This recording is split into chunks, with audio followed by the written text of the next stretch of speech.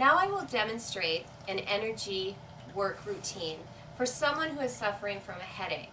This is a very common ailment that a lot of people suffer from, so I know it will definitely come in handy for all of you. First, you will want to make sure some things are going on with your room. You would want to make sure that the room is dimly lit, and that if you have music playing, that it is calming, and that there are no strong scents in the room or on you. All of those things can be triggers for headaches and migraines and may make your client's headache worse. I know for me, when I get my migraines, I have to have all the lights down very low. I can't have any smells in the room, so make sure that you don't have any perfume on. Sometimes even just laying down on my head when I'm on my back can be uncomfortable. So you want to communicate with your client, make sure that they are comfortable. You may need to get a pillow for under their head or something like that, but do what you can for the client so that they're not completely uncomfortable during the treatment. Once your client is comfortable on the table, you can go ahead and start the treatment. You first are going to be starting with the crown chakra, and we'll move to that area right now. You will first want to place your hands on the crown chakra. Now, if your client says that the hands on their head are making them uncomfortable or making the headache worse, you will want to go ahead again and float your hands above their head until they feel comfortable. This will help so that the energy isn't so intense. I know that when I have a migraine, I have to have the therapist float above my crown chakra for quite a while before I can have them actually touch my head. People with headaches are very, very sensitive to energy, so be aware of that. So let's start with just having our hands float above the client's head. How are you feeling with that? Are you experiencing a headache today? No. Good, good. So she's doing okay with where my hands are right now. Now, if she did have a headache, I might have to pull back a ways or come in a little bit slower, okay? So we'll just hang out here for a little while. Go ahead and take some deep breaths, Dawn. It's really important as you're having them breathe, when they're exhaling, to really push that air out of their mouth so that they're releasing that, what we call extra energy, out of their body and helping to release that headache tension. Now, when you would feel ready, you could go ahead and put your hands on their head. They'll let you know if it's too much pressure, and if it is, you'll just float back off again. You will probably feel initially kind of an intense pulsating coming from the client's head. It won't be real pleasant for you or the client, but it's kind of like the saying, I have a pounding headache. We want to stay in this position until we feel the pounding subside, and then the client will kind of let you know when that's feeling better. Go ahead and continue to breathe with the client. I'm not feeling any of that pounding right now because Dawn does not have a headache, but you will definitely be able to tell what I'm talking about when you feel that. And if you have to, you'll just keep kind of backing off and going back and backing off and touching until you're able to lay your hands on their head, on their crown chakra, and not feel that pounding sensation anymore yourself or the client feel it, okay? Once you feel that the headache has dulled and the client has told you that, we're going to want to move on to the heart chakra. Your hands should again float above the heart chakra, about 6 inches from the body. So we'll move to the heart chakra. Let your hands float at the chakra point as long as you can feel the warmth or pull or pulsating over that heart. Have your client again take deep breaths and have her relax as much as she can.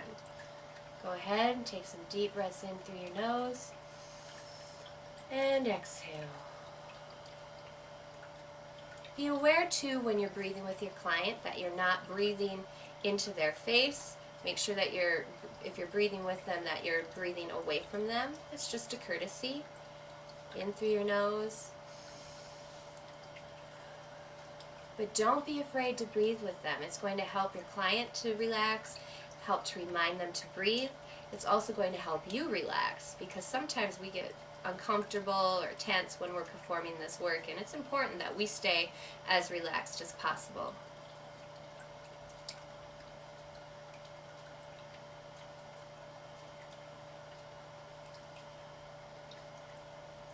I incorporate the energy work in the heart chakra for headaches because a lot of times we have emotional issues that are connected to our headaches. So if we can help to release the tension specifically in this chakra, it's going to help that energy to flow out of their head through the rest of their body. So we want to release those restrictions in that area.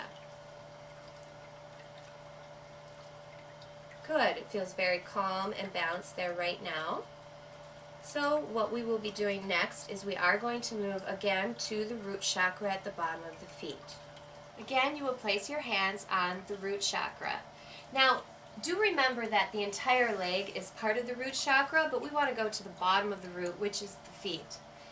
Place your hands on the bottom of the client's feet and try to feel that energy again being pulled towards the bottom of their feet. You will start to feel a slight pulsating and heat, as we've mentioned earlier. This means that the energy has broken through some of those restrictions and is now traveling down to their root chakra. This is going to help you draw that energy that is pooling in their head and causing that headache away from the head. And this will hopefully help the headache to become less intense. So we're going to hang out here a while, have your client continue to take some deep breaths. You will see with this treatment that we do move from the crown to the feet and back to the crown again. And the reason we do that is because we're really testing where the energy is at. And eventually we will move back up to the crown because we want to make sure that the pulsating has subsided, that their headache has subsided. Because if it hasn't, then we're probably going to continue to work the same cycle until the client feels some peace. Be aware too that when you're communicating with your client before the session, that you let them know that they may have more intense headache during the session and that is common, because sometimes the energy will cause the headache to become more intense, but that it will subside by the end of the session, and that you will work with them as long as you have to make that energy subside a little in their head. Okay, so let's have your client take some deep breaths in through your nose and out through your mouth. In through your nose and out through your mouth. Another deep breath in through your nose and out through your mouth.